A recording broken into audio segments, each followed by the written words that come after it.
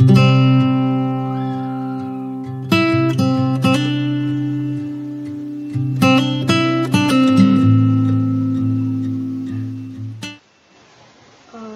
pertama saya akan jelaskan tentang apa itu encryption.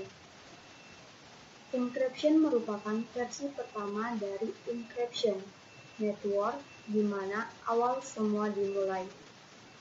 Pada awal ini, saya akan mengajak Anda untuk menganalisis suatu permasalahan sederhana yang bisa dipecahkan dan bagaimana cara memecahkannya. Adapun premisnya, yaitu kita sering melihat sebuah gambar dengan bagian yang paling menonjol yang ingin ditunjukkan. Bagian yang menonjol tersebut dapat memiliki variasi ukuran yang sangat besar. Ini disebabkan karena banyaknya variasi informasi dari lokasi di dalam gambar memilih ukuran kernel yang tepat untuk operasi convolution menjadi sulit. Kernel yang lebih besar lebih disukai untuk menyalurkan informasi secara global, sedangkan kernel yang lebih kecil lebih disukai untuk menyalurkan informasi secara lokal.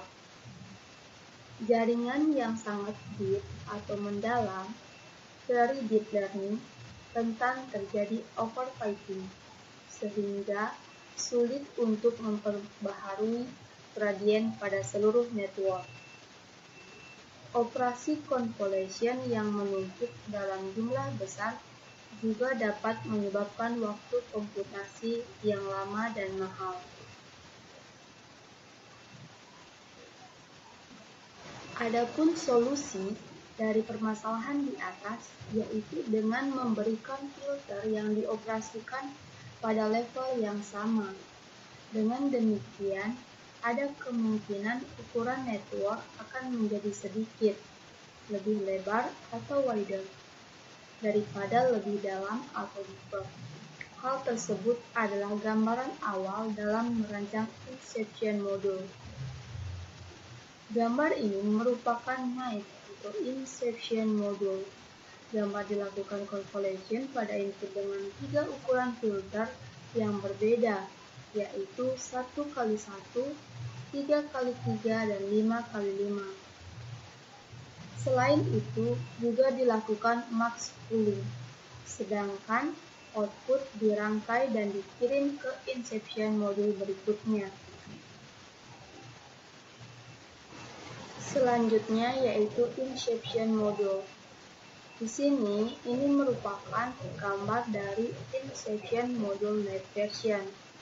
Kemudian yang di sebelahnya ini merupakan gambar dari inception module dengan pengurangan dimensi. Kita telah mengetahui sebelumnya bahwa deep neural network mahal secara komputasi atau tidak efisien. Untuk mengatasinya, para penulis membatasi jumlah atau channel input dengan menambahkan convolution 1x1 sebelum convolution 3x3 dan 5x5. Meskipun dengan menambahkan operasi tersebut tampak berlawanan secara intuisi, tetapi convolution 1x1 jauh lebih murah daripada convolution 5x5 dan juga dapat diatasi dengan mengurangi jumlah input channelnya. Dibandingkan dengan gambar 2, pada gambar 3 ini convolution 1x1 dimasukkan setelah layer max pooling. Implementasi encryption pada Google Colab. Jadi, kita di sini menggunakan dataset yaitu Copabient. Ini merupakan gambar dari dataset yang kita gunakan pada encryption. Jadi, pada dasarnya gambar ini secara utuh seperti terlihat pada gambar. Kemudian dataset tersebut kita akan crop, akan menghasilkan satu kesatuan yang terpisah. Setelah kita mengetahui dataset yang kita gunakan pada encryption, selanjutnya kita akan menjelaskan cara implementasi arsitektur Inception V1 di Google Colab dengan menggunakan dataset Cocoa. Berikut akan dilanjutkan kodenya. Pertama, kita memuat dataset ke Google Colab. Kemudian, setelah memuat dataset ke Google Colab, kita mengimpor library yang diperlukan. Selanjutnya, menentukan epoch. Kemudian, setelah menentukan epoch, kita memuat gambar berdasarkan kelasnya dan mengubah gambar menjadi array. Untuk melihat berapa banyak gambar dalam dataset yang kita gunakan, kita dapat mengakses fungsi image size dan image list. Kemudian, kita memberikan label pada gambar dengan menggunakan label binary search. Terlihat pada hasil bahwa dataset kami terdiri dari bin fraction cocoa, broken beans cocoa, fermented cocoa, moldy cocoa, unfermented cocoa, whole bean cocoa. Kemudian, kita menormalisasi gambar. Selanjutnya, di sini kami membagi dataset menjadi 20% data testing dan 80% data training. Kemudian, kita membuat data augmentasi, di mana data augmentasi ini untuk melatih model. Selanjutnya, mendefinisikan inception model dengan konvolusi 1x1, konvolusi 3x3, konvolusi 5x5, max pooling, dan stack merge. Kemudian, kita mendefinisikan inception F1 yang terdiri dari konvolusi, max pooling, dan inception model.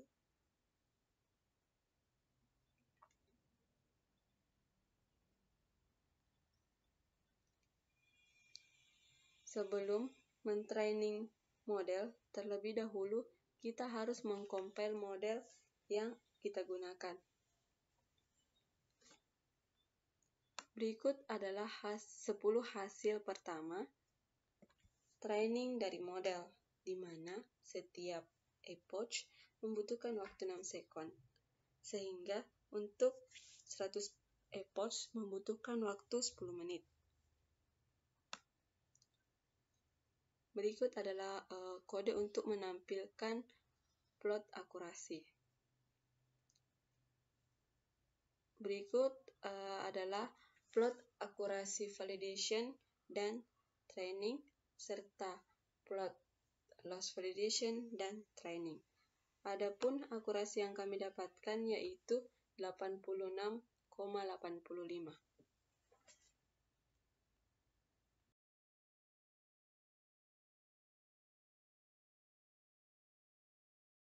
Yaitu ResNet 50. Jadi, ini merupakan gambar dari a call from the residual network architecture. Jadi, residual neural network atau ResNet diperkenalkan oleh Haiming et al. Pada tahun 2015. Arsitektur ResNet adalah CNN standar, yaitu transformasi linier dari setiap input layer ke output layer. Sistem ini juga menerapkan normalisasi sebelum menghitung aktivasi Restricted Linear Unit atau ReLU yang diperbaiki. Model ResNet merupakan model yang menggunakan Book Residual Learning Framework. Dengan menggunakan framework ini, setiap layer untuk network memiliki referensi ke layer network sebelumnya. Hal ini menjadikan proses optimasi menjadi lebih mudah daripada layer network yang tidak memiliki keterhubungan. Karena proses optimasi yang lebih mudah, neural network yang dibentuk dapat memiliki jumlah layer yang banyak sampai dengan 34 layer. dan akibatnya akurasi meningkat dari neural network yang tidak menggunakan residual network.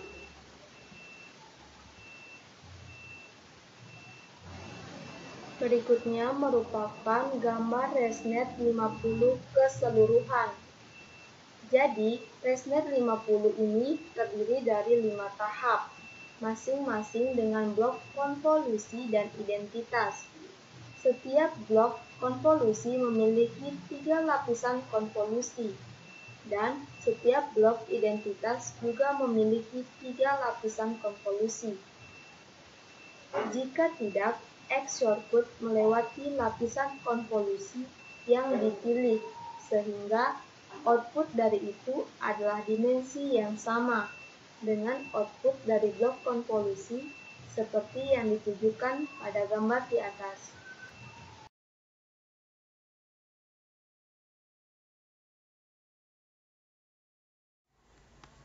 Pada arsitektur ini, kita melakukan langkah-langkah yang sama pada arsitektur sebelumnya, yaitu memuat dataset ke Google Colab, mengimpor library yang diperlukan, menentukan epoch, memuat gambar berdasarkan kelasnya, dan mengubah gambar menjadi array. Kemudian, memberikan label pada gambar dengan menggunakan label binarizer. Selanjutnya, menormalisasi gambar. Kemudian, membagi dataset menjadi 20% dataset testing dan 80% dataset training. Selanjutnya, membuat data augmentasi, di mana data augmentasi ini untuk melatih model. Kemudian mendefinisikan ResNet.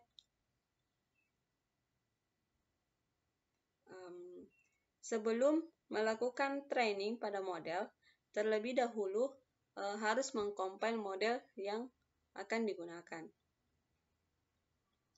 Berikut adalah kode untuk training model. Ini adalah hasil dari training model, di mana setiap epoch memerlukan waktu 5 second, sehingga untuk 100 epoch memerlukan 9 menit. Berikut adalah fungsi untuk menampilkan plot akurasi. Ini adalah plot akurasi validation dan training, serta plot loss validation dan training. Adapun akurasi yang kami dapatkan yaitu 72,08%.